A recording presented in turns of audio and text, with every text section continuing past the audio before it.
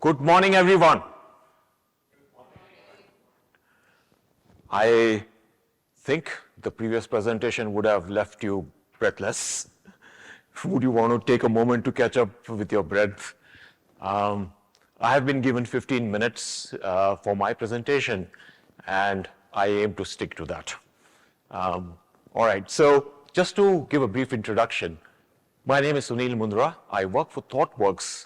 We are a custom software delivery and consulting organization, but what makes us different is that we partner with companies to implement their business strategies with the help of technology and hope that, companies can leverage the power of technology to influence their business outcomes. We are 12,000 plus people spread across 17 countries. We have 3 offices in Southeast Asia, in Singapore, in Thailand, and in Vietnam. All right, so with that, let's begin. Here's a quote which I think highlights the importance, the significance, and the magnitude of digital transformation, where this professor is saying that if you do digital transformations well, you can convert a caterpillar into a butterfly. But if you don't do it well, all you have is a fast caterpillar. Well, honestly speaking, I have seen worse.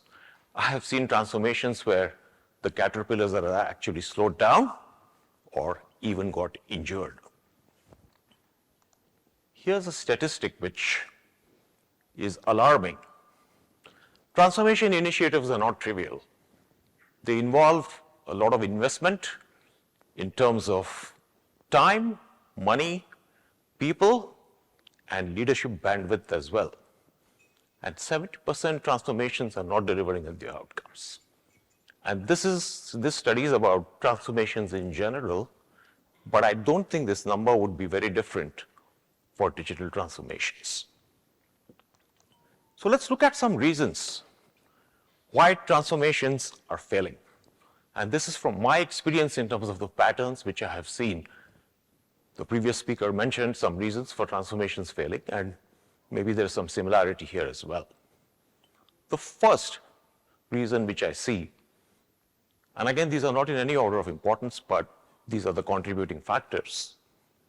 The first is that organizations or IT departments or digital functions are bolting digital solutions onto obsolete legacy infrastructure. And this actually creates more problems than it solves. It creates broken journeys.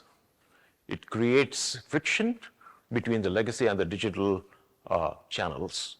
And that is something which actually slows down the caterpillar. All right. The second is about optimizing for constraints, right? So what do I mean by that? You're looking at delivering something in terms of value, but you're constrained by silos, by budgets, by capacity, by capability. And I think while constraints are good and we need to manage them, we've got to focus on value, right? The next one is about alignment. We have seen that there is friction often which is there, which is slowing down your digital transformations. And the friction I have seen particularly between the marketing function, the digital function, and the IT function. Yeah. And this friction is again something which leads to pulling things in different directions and slowing things down. All right. The next is about mindset. The mindset of no experimentation, the mindset of sticking to silos, right? The mindset of resisting change. I think that mindset is a big factor for transformations to fail. And this mindset is prevalent across industries, unfortunately. And the last but not the least, is the level of agility within an organization. Now, I am the author of the book, Enterprise Agility, Being Agile in a Changing World. And my take on agility is that it is a set of three capabilities: the ability to sense, the ability to adapt, and the ability to respond. And if these capabilities which underlie agility are not strong enough, your digital transformation is going to be affected negatively. Okay. So let's look at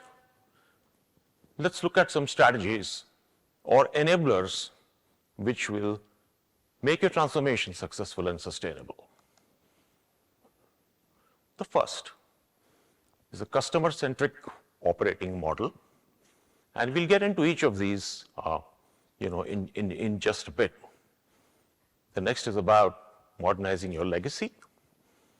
Next is about product approach. Then you have a data strategy. Finally, it's about the mindset. Okay, let's look at each of these separately. So, here's a customer-centric operating model which you need to think about. What it says is that you have to start from customer value. And the value should decide what you measure. What you measure should decide what skills you need to make that happen, the work that needs to be done, and all that should get into deciding what team you have to deliver that. Now, what we see in terms of anti-patterns here is that customer journeys are often not fully optimized. Sometimes you optimize only for the happy path and leave some other paths which are suboptimal. For example, in a retail scenario, your customer journey for buying is perfect, is optimized, but the return process or the refund process may be very painful for the customer. Okay. Sometimes you may not optimize the entire value chain. So, in a retail lending scenario or a consumer lending scenario, your loan origination experience might be fantastic, but your loan servicing might not be as good. So, my suggestion to all of you is start from customer value. Identify really what adds value to the customer and then work backwards from there. Next is about legacy. Now, this is again something which many organizations are hesitant to touch. People think that it is very risky. Yeah, will it destabilize a business? Because systems of record have served us very well. But the point is that they are not conducive to change in a digitally fast-changing environment. So, what we suggest is that it's a can that you can kick down the road only for some time. You need to bite the bullet. And of course, you don't want to do a big bang, all right? You want to do it slowly. You want to remove your business logic from the legacy and create a layer between your systems of record and systems of engagement. And the layer is the systems of differentiation. And if you do that, it will enable you to adopt digital channels quickly and will remove the friction between the business logic and the systems of engagement. Next is taking a product approach. Now, why product approach? Because a product allows you to focus on delivering highest value first.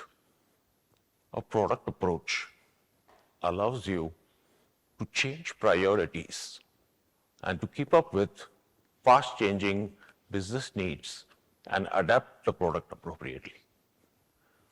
While a project is fixed in terms of an end date, and then it's very difficult to change things, the cost of change is very high. So product approach lets you build an asset which you can grow and scale as needed. The next is about data. So we have unprecedented amount of data being generated today, and it's important to manage that. And more so as we get into the era of artificial intelligence. Now, often there is a misnomer about data that it's an IT thing. Yes, IT has an important role to play in managing data. But it's not about just managing. You need to have a strategy around it. And the strategy related to data has to be linked to your business strategy and the outcomes. Right? The other important thing to remember is that when you have a data strategy, it's going to impact your operating model. Your operating model has to support how that data is going to be collected, managed, and interpreted. So the operating model has to go hand in hand when you're implementing your data strategy. And then we come to the digital mindset. So the first part here is about customer focus, customer value. While I spoke about the operating model, just putting the operating model is not enough. Leaders will always need to make trade-offs. And a customer focus means that you should be tending to make trade-offs in terms of customer value. So you may ask, what about the business benefits, revenue, profit, market share? They will come if you keep your customers happy and you deliver value. Business benefits are definitely going to come. Okay. The next one is about a test and learn culture. So, innovation and experimentation is going to be the key to deal with a fast-changing environment. And how do we enable that culture where we move away from the mindset that all risks are bad to leveraging the power of experimentation, taking risks which are measured and looking at the outcomes, stopping things which are not delivering the outcome and doubling down on things which are giving some value. And risk-taking is an important element of experimentation, and that's the mindset change that you need to have. The third one is about technology at core. In many organizations, we still see that there is a barrier between technology and business. They're not sitting on the same side of the table. That needs to change. Technology today is strategic. I remember the quote given by the ING CEO long back. He said, "We are a technology company with a banking license." So I think regardless of your role or function, you need to look at technology as a strategic enabler, make it a core part of your strategy. And technology also has to thought partner with business to ensure that you're delivering on business outcomes. Okay. And the last, but not the least, is how do you build alignment on outcomes? Right? So this cannot be just on paper. It has to be in the mindset. That, am I keeping an open mind? Besides my function, of course, I have my functional or my departmental objectives which I need to achieve. But how can I ensure that I'm aligning it to the overall outcome which we all want to see in terms of delivering value to the customer and generating benefit for our business? So that mind shift, to keep an open mind, to maybe give up your own strongly held position to ensure that you're contributing to the overall outcome. Okay? We don't want a mindset like this. So it doesn't matter where the hole is in the boat or who caused it. Yeah? It is our responsibility to own this problem and work on it together. So, how do we convert this into action? Think big. Look at your business strategy. Look at the technology landscape.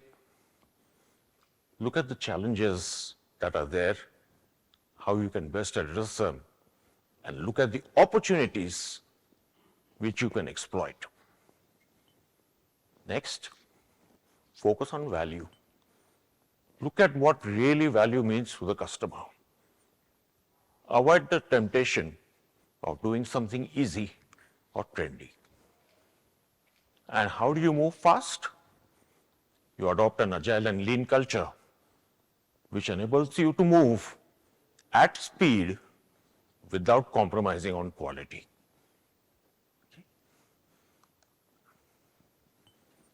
So folks, the digital age is here and is here to stay. It's going to get stronger in terms of the impact that it will have on all of us. Embrace this revolution. And as leaders, take a leap of faith in your transformation journey. I am sure that if you implement the strategies which I have just shared with you, your transformation program will not only succeed, but will become sustainable. I wish you all the very best in this exciting journey of transformation. Thank you.